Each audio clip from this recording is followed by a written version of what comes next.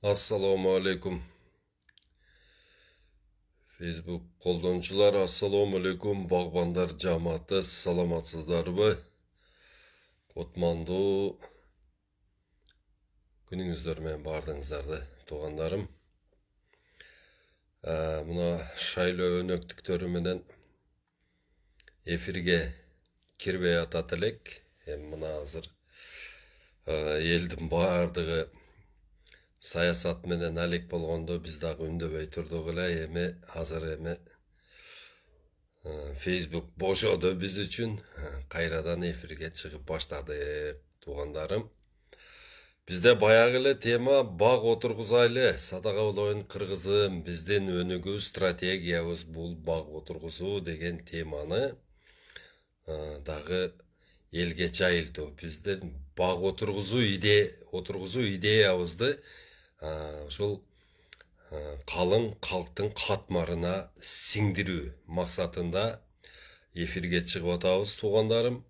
Эфирди ким көрүп баштаган болсо, биринчи эле баштаганда эле жок эле дегенде 10дон группага, анан өзүңөрдүн личкаңарга бөлүшүп коюңуздар. Бул силердин ушул багбанчылыкка кошуп аткан салымыңар. Аны көпчүлүгүңүздөр азыр ушул Абдулла Ташиевичтин питомниги качан болот, качан көчөт алабыз, качан Кудайым буйруса көчөттөрдү ушундай отургузабыз деп аябай кыялданып атасыздар. Мен аны билемин, туугандар.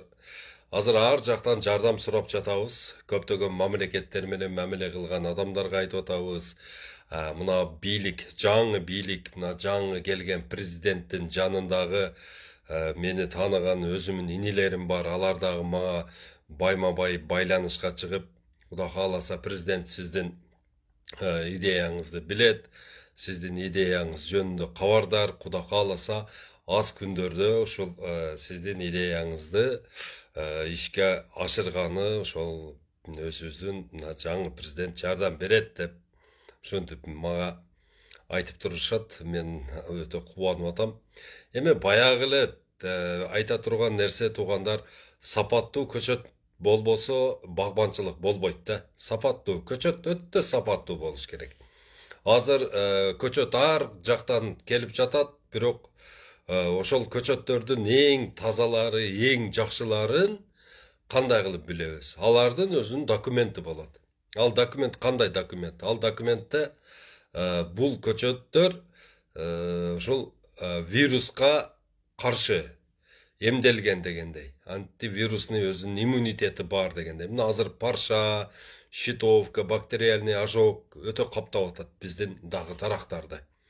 Анан ушул баягы эгерде зыянкештер тие турган болсо, мисалы үчүн тля, плодожорка же болбосо мына стеклянка же вишневая муха тие турган болсо, биз аларды эмне баягы өзүнүн дарылары бар, же энтомофаг коюп дарылап алабыз да.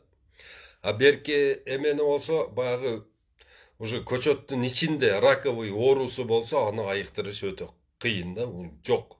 Ага иммунитет жок. Ошон үчүн туугандар, бардыңыздарды ошол сапаттуу көчөт менен багбанчылык баштаңыздар. Акчасына чыдаңыздар. Мына сапаты жок көчөт 150 сом боло турган болсо, сапаты жок көчөт. Сапаттуу көчөт 300 сом. 300 сом, мисалы үчүн 40 сапаты жок көчөт отургузгандан көрөктү, 20 сапаттуу көчөт, 10 сапаттуу көчөт отургузган абзел да. Мына сапатсыз көчөттү отургузуп алсаңыз, анын 10 жыл күтөсүз, мөмөсүн берги чейин. 10 жыл убакыт кетет. 10 жыл. Анан ал берген мөмөнү эч ким тааныбайт. Дүйнө жүзү тааныбайт. Алны мисалы үчүн сиз базарга апарып сата албайсыз. Аты да жок анын, заты да жок. Детдомский бир көчөттөрдү ошол мактап сатат да. Базарга барып, көчөт базарга барып туруп, мага мисалы үчүн өзүңүздүн эле аялыңыздын атын айтып, мисалы үчүн мага Гуля деген көчөт керек десең, Гуля деген көчөт бар деп, бир көчөттү алып келип колуңузга карматып коет да.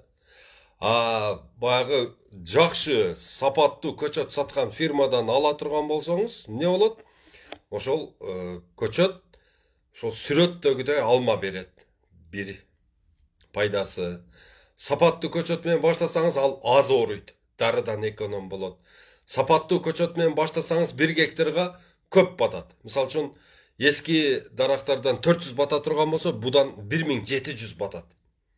Bunun түшүмүн териш оңой, жеңил болот. Түшүмүн териш, дарылаш, буга деген сугарыш бардыгы оңой, жеңил. Ошон үчүн биз бардыңыздарды полукарлик эм 106 подвойдогу көчөттөрдү отургузгула деп айтабыз.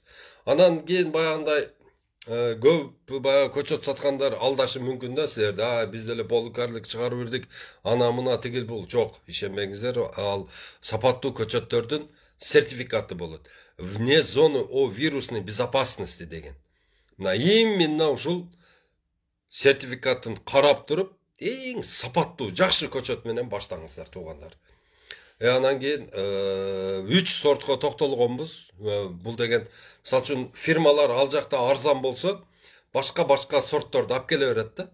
Pink Lady алып келиши мүмкүн, Айдарет алып келиши мүмкүн, дагы ар кандай эмелерди алып келет. Жок, бизде Кыргызстанда кышкы алма, Red Chief, Golden Delicious, Granny Smith деп чечилген. 3 кышкы алма, анан жайкы алма, Early Geneva, Gala Mas деген. Анан кийин немеден кокон гиластан болсо, баткен гиластан Regina, Cordia, Bigoro Бурлат, Summit, Lapens, анан Sivhart деген. Ушул 6 сортун чечкенбиз. Анан Алмуруттан болсо Williams, Конференция, анан Foral деген. Ошону отургузасыздар. Тетиги өрүктөн болсо Фаралия деген өрүк бар.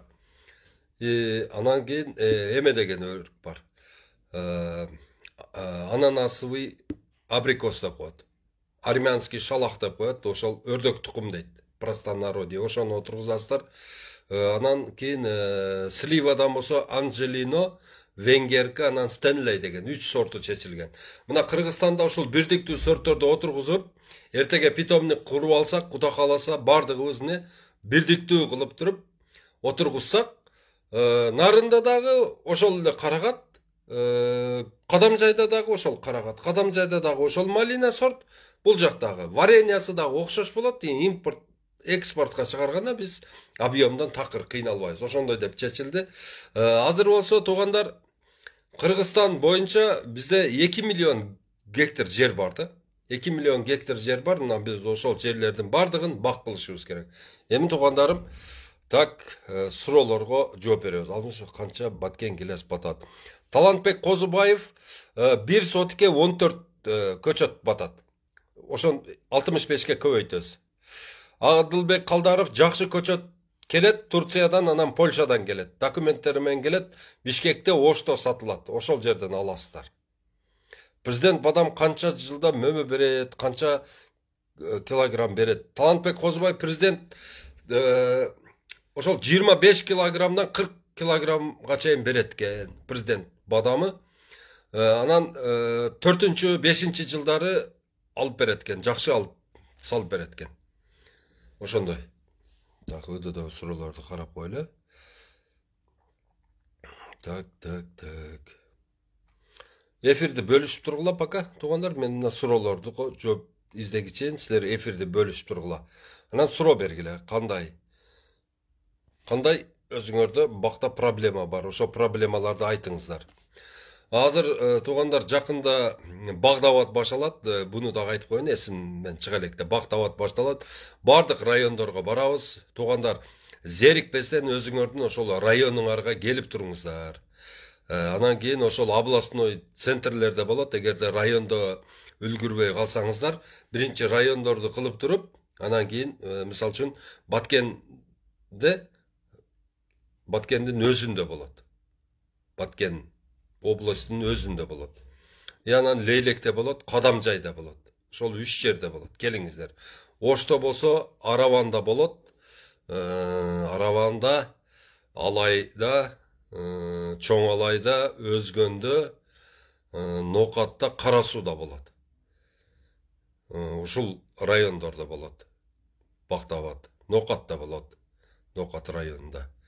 Ошого келиңиздер туугандар. Багдабадта биз ошол жерде жергиликтүү калктын ошол өздөрүнүн айылындагы багбанчылык жөнүндө угабыз, анан кандай потенциал бар ошол жөнүндө угабыз да. Барып, мисалы үчүн, сиздин айылыңыздын аты, мисалы үчүн, Куршап боло турган болсо, Куршап айылында, мисалы үчүн, мынанча 1000 гектар жер бар.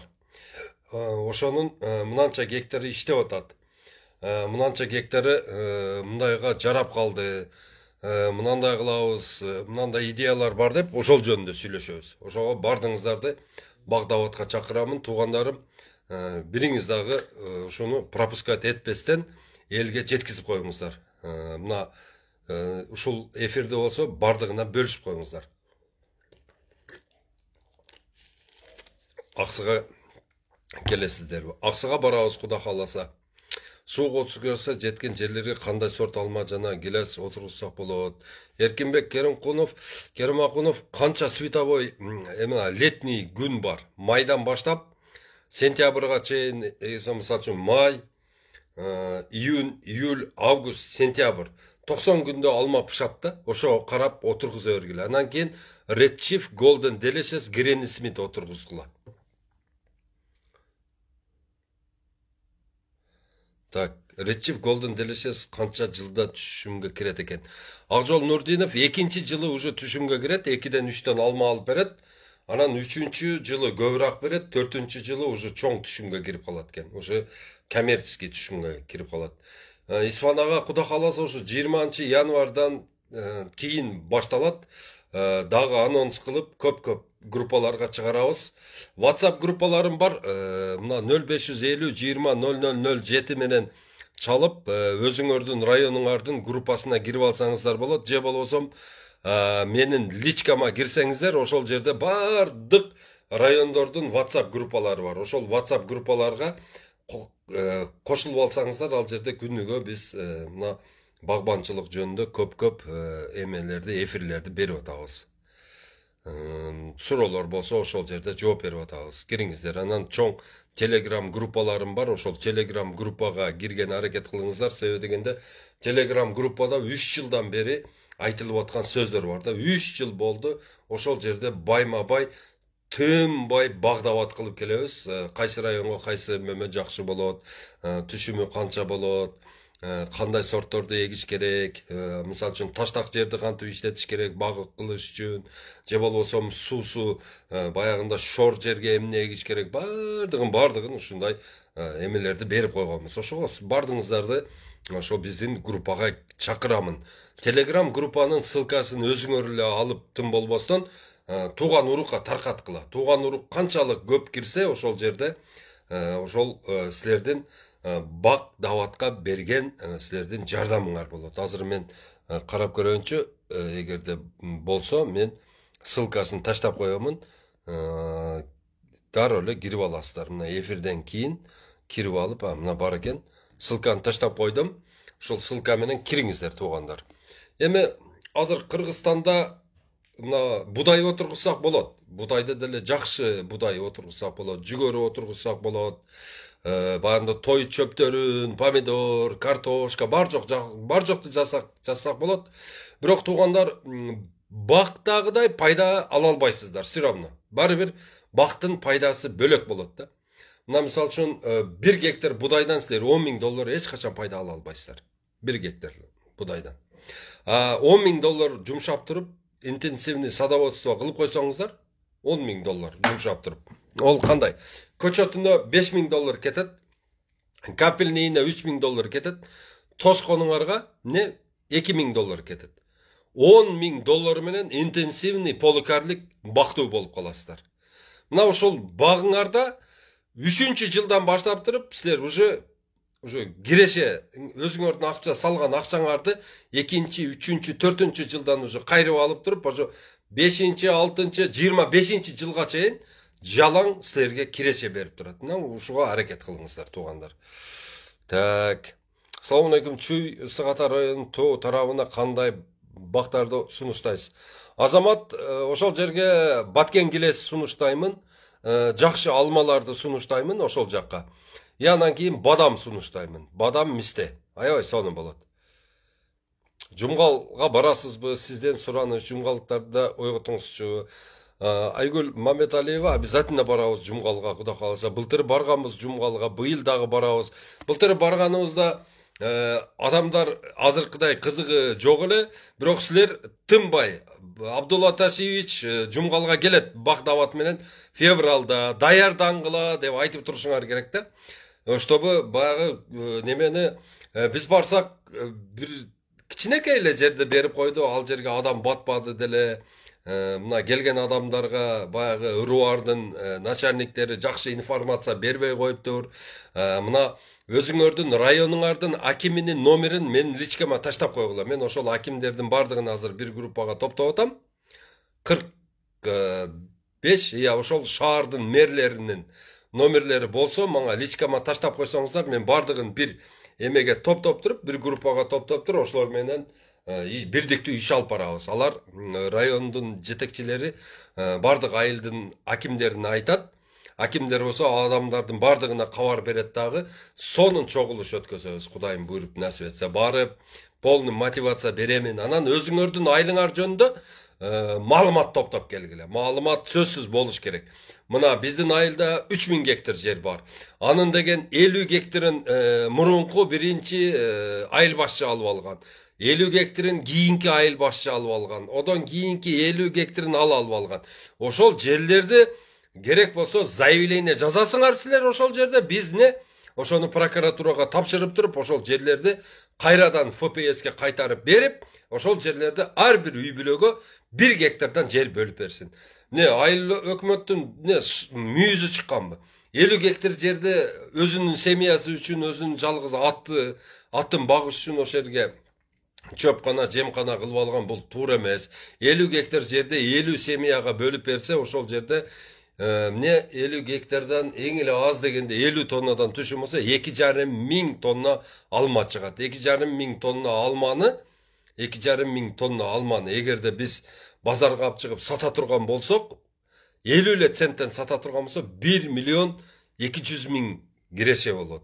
1 миллион 200 миң кирешени 50 үй бүлөгө бөлүп берип койсок, 50 үй бүлө жыргап жашабайбы, турабы? Эми качанча ушунтип эле жерлерди жөн эле итке алтындын не кереги бар дегендей, ит алтынды иштете албайт. Итке сөөк болсо болот, турабы? Анан ону жерлерди басып жата бергенде не пайда? Онон көрөктү элге бериш керек, эл иштетиш керек. Эл деген байыш керек, эл деген өсүш керек, органикалык аймак болуш керек, туристтер келиш керек, карым катнаш болуш керек, жашылдандырыш керек, мөңгүлөрдүн эриши токтош керек. Бардыгы барып бир даракка такалат да. Идеология бир дарак. Ошол даракты отургуза турган болсок, биз ошондон жылдан жылга бактылуулук келет бизге. Биз ошону ойлонушубуз керек да. Эфирди бөлүшүп койгула туугандар. Мен суроолорду окуй берейин. Кайсыл айдан отуруп баштаса болот көчөтөр Кара-Суу районунда? Кара-Суу районунда февралдын аягында, марттын башында Мунарбек. Президент бадам 300 сомдон, Талантбек. Бир көчөтү 300 сом. Оку эмне болду Абдулла брат? Талайбек Асанов, Талайбек. Түрктөр пандемияга шылтап келбей коюшту. По-моему, биздин берген акча жакпады окшойт. Биз сунуштаган акча жакпады эле, сылык сыпай эле отказ берип коюшту. Так, саламатсызбы? Чаткал районуна кайсы өсүмсүңүз? Чаткал району бардыңыздар карагат, морошка, брусника, калина, клюква, жаллаң бадалдууларды, чычырканак, малина, ошолорду отургуш керек, бейшен. Силерде ошол бадалдууларга силердин жериңер ыңгайлашкан. Валейкум ассалам. Салам алейкум. Токтогулга кандай көчөтөр отур? Токтогулда бар жок болот. Токтогулга алма, карагат, алмурут, өрүк, жаңгак, бадам бар жокто отургузсаңыздар болот. Токтогул эң экологически таза жакшы жер. Ысык көлгө Арзымат, алма, өрүк, карагат, ысык көл. Ушуну көп отургузгула. И гилес. Баткен гилес ага аябай жакшы болот силер жака. Нарын Атбашыга Чаткалда эле отургузгула карагаттарды, бадалдууларды. Ақтала районуна бардыңыз беле, биздин районго келсеңиз баардыгын уюштуп беребиз. Кубанычбек Байелев барабыз иншалла. Азыртан элге кабар бере бериңиздер. Кудайым буйруп насип этсе, ден соолукту берип турса, иншалла барып багдабат кылабыз. Азыртан анонс кылып, бардык тууган группаларга, аяш группаларга, классташ группаларга, жоро группа бардыгына Абдулла Ташиевич багдабат менен келет деп айта бериңиздер. Жайыл районунун акиминин нөмүрү барбы сизде? Дастан Урамбекович ошо болсо мага берсеңиз жакшы болот эле, менде жок эле. Салам алейкум, таксырым 30 түп когон гилес эктим, канча жылда мөмөгө берет, кандай кылып караш керек? Кыялбек Эрмеков, Куда кааласа, эгерде мындай поликарлик отургузсаңыз 3-чү жылы берет эле. Эгерде высокорослый, сильно рослый отургузган болсоңуз, где-то 7-8 жылда түшүмгө кирип калат. Опылитель коюңуз, азыртан баштап жанына драгана желтая же кызыл чотур гилес отургузгула, болбосо мөмө бербей коет. Аллах Таала өзү жар болуп, ишиңизди ийгилетип көптөн жакшы иштерге себепчи болуңуз. Эсменура Абдыразакова чоң рахмат. Алла сизге да разы болсун. Менин ушул постторуму дайыма бөлүшүп турганыңызга колуңузга береке берсин. Туугандар, менин постторумду көрүп эле калсаңыздар, сөзсүз бөлүшүп коюңуздар. Менде саясат жок билесиздер. Биздики жалаң гана ушул багбанчылык. Так. Жетим тоону Кытайларга бериштерин кандай карайт? Жаман караймын. Бербеш керек тоону. Биздин жерибиздин астыдагы алтын, үстүдагы алтын да. Келгиле үстүн алып алайлы башта. Үстүн дагы бир 3000 жыл алабыз. Бизде алхамдулилла бар жок органика, бар жок таптаза. Биз башка бир жактан эч нерсе алып жебешибиз керек. Качан биз өзүбүздүн өндүргөнүбүздү өзүбүз жегенден кийин, анан кийин бизге береке келет. Бакыт, ошон үчүн кен казышка мен каршымын. Поликар 25 жыл түшүм берерине гарантия барбы таксыр? Бар Арзымат Жолдошбеков, поликарликтер 25 жыл эмес 30 жылдагы иштейт экен. Кыжалат болбой отургуза бергиле. Буга мен далилим мындай да, Жаңарык деген мен айылым бар. Кара Суула мен Жаңарыктан болом да. Жаңарык айылынын үстүндө Учкун деген жер бар, бирок биз Жаңарыктыкпыз деп айтабыз. Ошол Жаңарыкка Молдавиядан 90 дейм да, 86 жылы алып келген эме бар экен да. Ошон Жерамини деген алма бар экен. Дагы эле берип атат ушул. Элестетип көрдүңүзбү? 86 жылдан бери түшүм берип атат. 30 жылдан ашык иштейт экен даже, керек болсо полукарликтери. Так, ассаламу алейкум. Акам ден соолукта болуң. Ишиңизди Аллахым колдосун. Рахмат карындашым. Мына Умида Капарова мен бир тууган карындашым болот. Мен эң чоң болельщигим. Кудайым Алла Таала карындашымы бейиштик кылсын, өмүрүн берсин. Колго болобу карлик, көлгө болобу. Темир Усупбай болот, көлгө. Мына нарынга гана болбойт экен, чаткалга, чоң алайга гана карлик, полукарлик болбойт экен. Себеби дегенде тоң түшөт экен да. Тоң түшкөндө 1 метрден ашык тоң түшсө эле бунун немеси тамыры үшүп калат экен дагы, ошон үчүн болбойт экен. Ошол суу көп жерлерге ошол бадалдууларды отургузгула. Бадалдууларды отургузсаңыздар, ошодон көп пайда болот. Мисал үчүн алып көрөлү. Так, бир көчөт 100 сом болсо, бир көчөт 100 сом боло турган болсо, 1 гектарга 10 000 көчөт кетет. 10 000 көчөт 1 миллион сомго карагат отургуза турган болсоңуз, 3-чү жылы уже түшүм бере баштайт дагы. 1 килограмм карагаттын баасы быйыл 250 сом болду. Мейли, 250 сом дебейле коелу. $1 дейле, эң бербеди дегенде 15 тонна, бергенде 20 тонна берет. $15,000 жылыга киреше алып турасыз, 13 жыл иштеп берет сизге. Темир Усупбаев. Ошон үчүн карагат отургузгула. Карагат эң эмелердин түшүмдөрдүн эң жакшысы карагат. Мына Баткен областы, Ош областы, Жалал-Абад областына рекомендация беремин. Силердин багбанчылыгыңар уже майда бышыш керек да. Май, июнь, июль, мына түндүктө эч нерсе жок маалда биз Өзбекстан менен Тажикстандан миллиард долларлык мөмө жемиш алып жеп атабыз да. Ошолордун ордун силер басат элеңер. Мына 2000 гектар жер бош турат. Эмне себептен иштебейбиз, ошону такыр түшүнбөйм. Кечкеле саясат. Кечкеле ушул урушуп, талашып, чукушуп эле отурабыз. Ошонун не кереги бар? Андан көрөктө бардыгыбыз бакка чыгып кетели. Бак. Чилдеде бак бутаса болобу, Каракулжада. Шашыбек, азыр карап көр. Температура күндүзү плюсовой болса 10 градуска чейин. Түндөсү минус 10дон түшпөсө болот. Бир аз коюп тургула, азыр Чилде бир отоло 90 немелер чыгып алсын, андан кийин бутайсыңар. Мына где-то бир январдын этегинде бутасаңыздар болот. Асылбек Мамаджунусов менин бөлөм смотрит. Сокулукка кандай алма отургусак болот? Сокулукка мынабы Ош трасса бар го, Ош трасса Карабалтага чейинки трассанын өдө жагына алманын бардык түрүн отургузсаңыздар болот. Ылды ийна болсо, өрүк, ошолорду отургузса, бирок оякка отургузбагыла деп айтар элем. Себеби дегенде биз жердин бардыгын эле бак кылып албашыбыз керек. Биз тоо этектерин бак кылайлы. Ылдый жагына болсо помидор да жейбиз, коон да жейбиз, дарбыз да керек бизге. Туурабы? Помидор бар жок керек. Даны эгимдери керек бизге, той чөптөрү керек.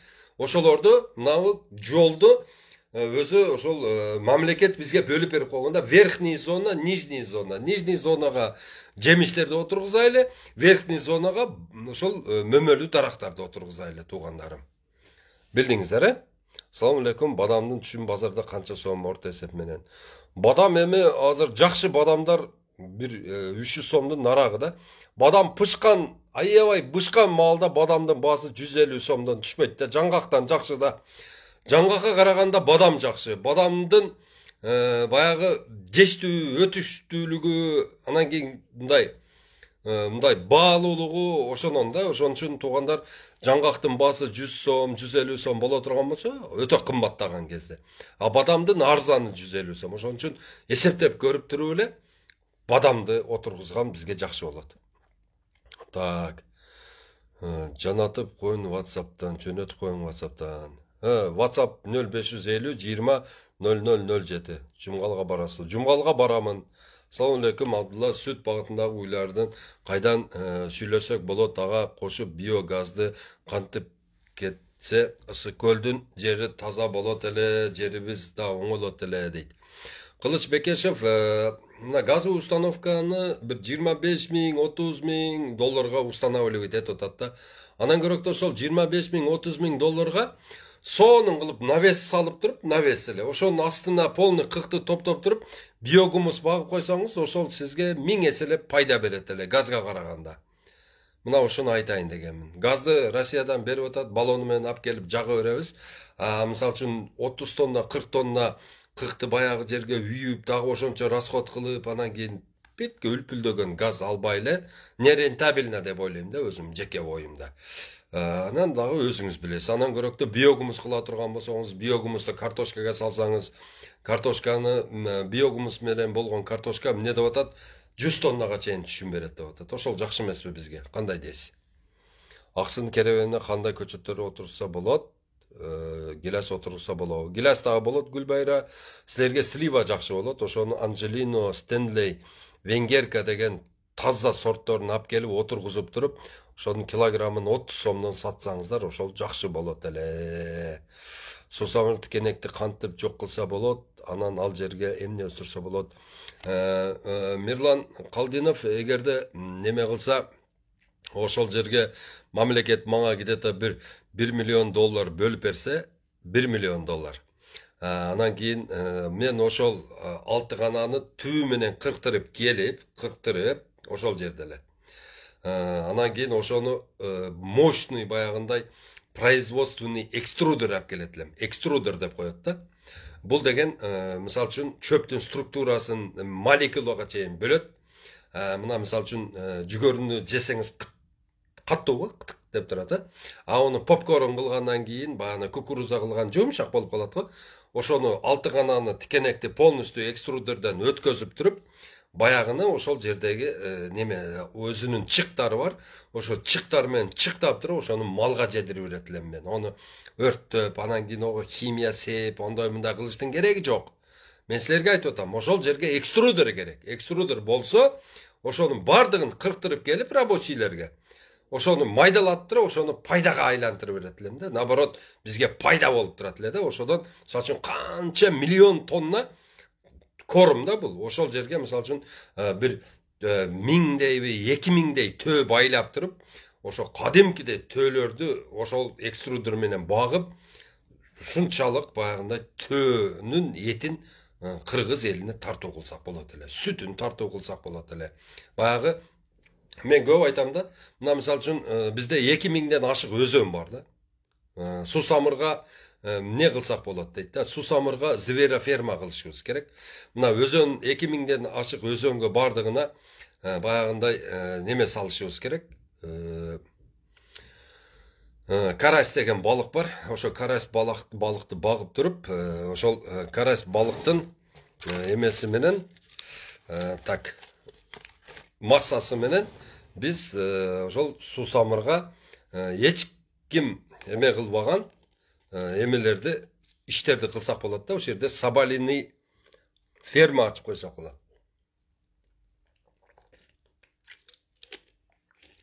Өтө көп да мындай акча кыла турган жактары көп.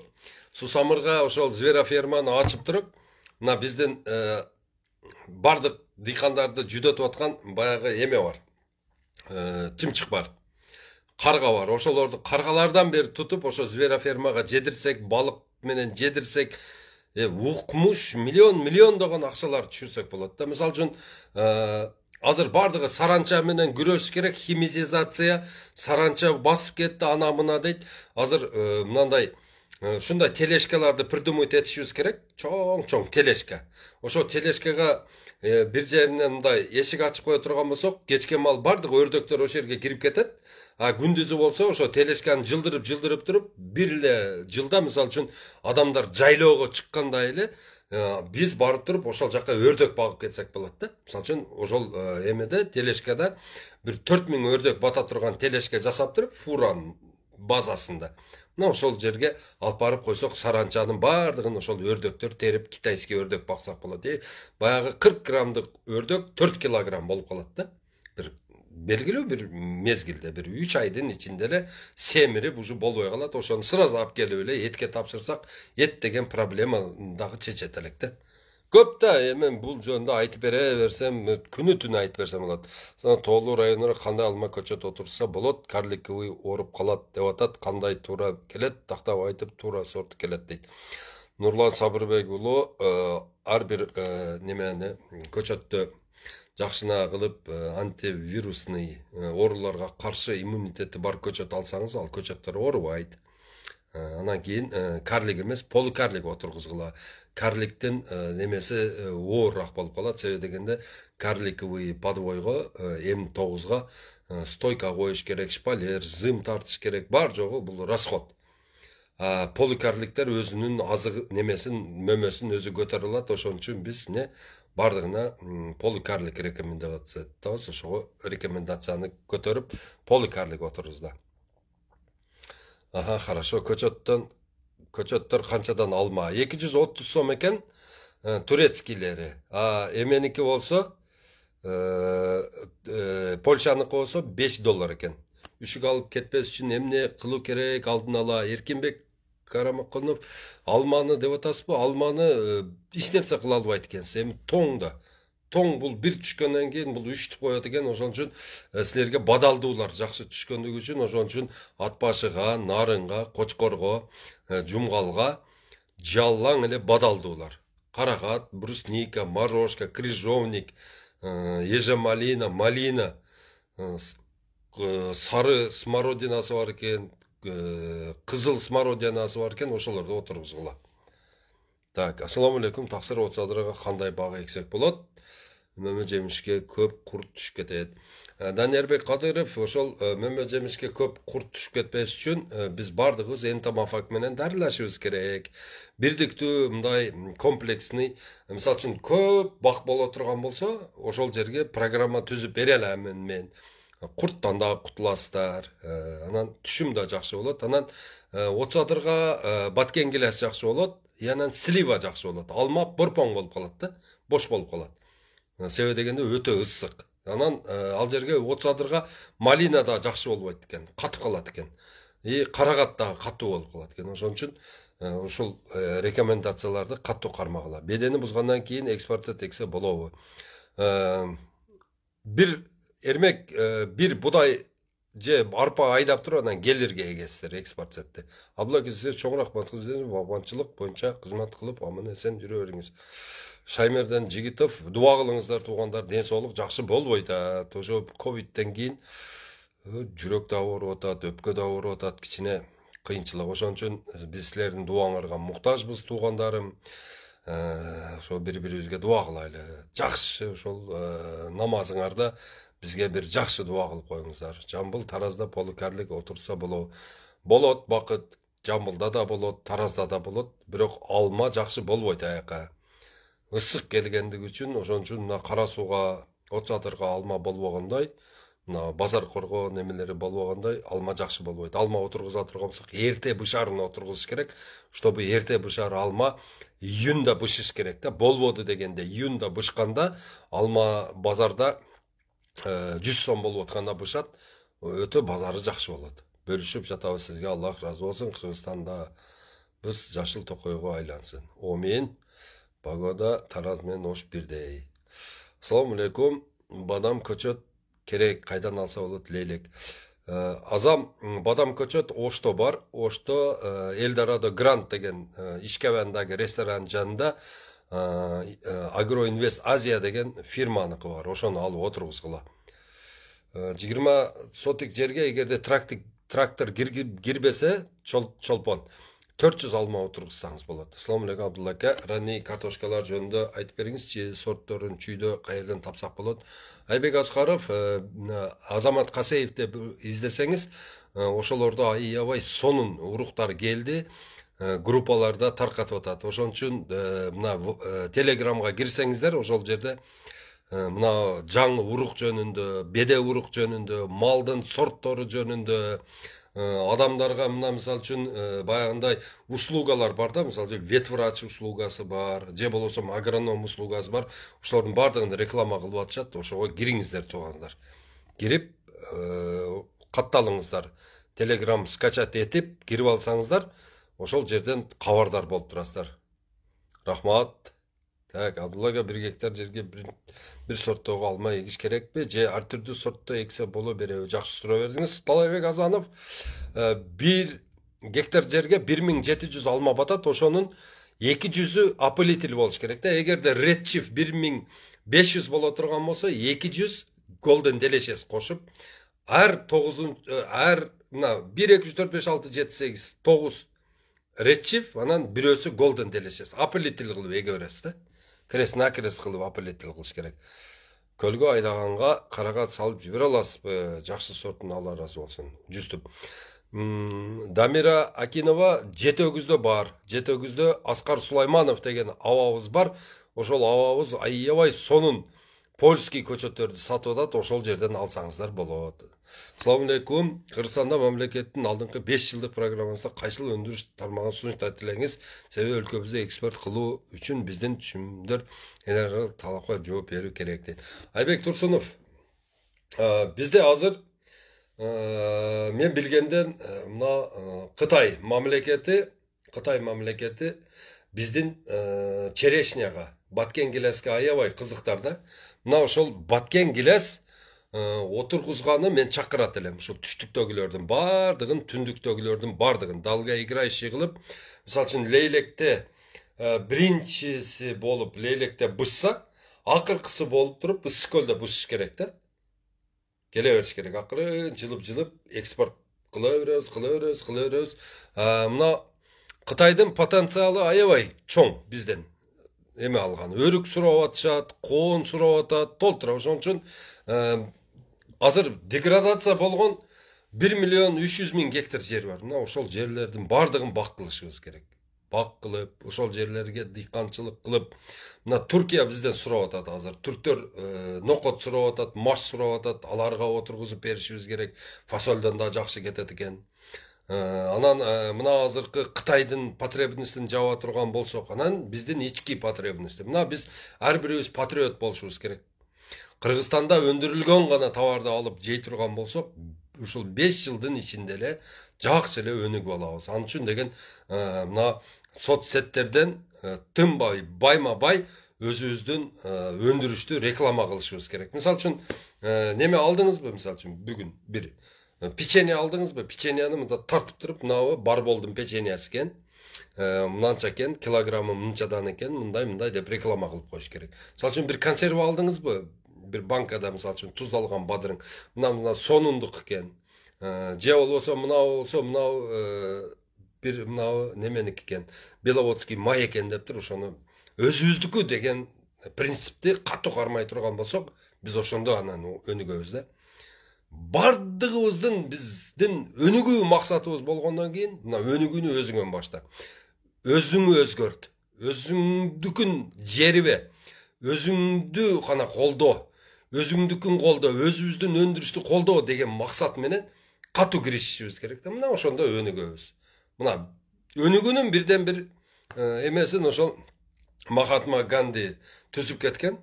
Ошол Сакарама деген бир деген ошол сложный ат менен коюп кеткен да. Биз дагы ошону кылышыбыз керек да. Качандыр биз ошону кылгандан кийин, анан кийин бизде өнүгүү болот. Ага чейин ушинтип эле уруш талаш болуп жүрө беребиз. Туугандарым, кийинки суроолорду дайындап койгула, эфирди узак кылып бербейли, себеби дегенде эфир узак болуп кала турган болсо башкалар көрбөйт экен. Ушул эфир силерге аманат, туугандар. Бардык группаларга бөлүшүп коюңуздар. Мына иштен чыккандан кийин үйгө барып көрөм дегендер үйдө дагы көрөт. Анан кийин суроолор боло турган болсо 0550 20 007ге чалсаңыздар, жазсаңыздар болот. Чалбай эле бирок жазып койгонуңар оң, себеби дегенде мен ал жоопту сизге да жөнөтөм, анан группаларга да бөлүшүп коем, ошондо элдин бардыгы билет. Тынч болуңуздар.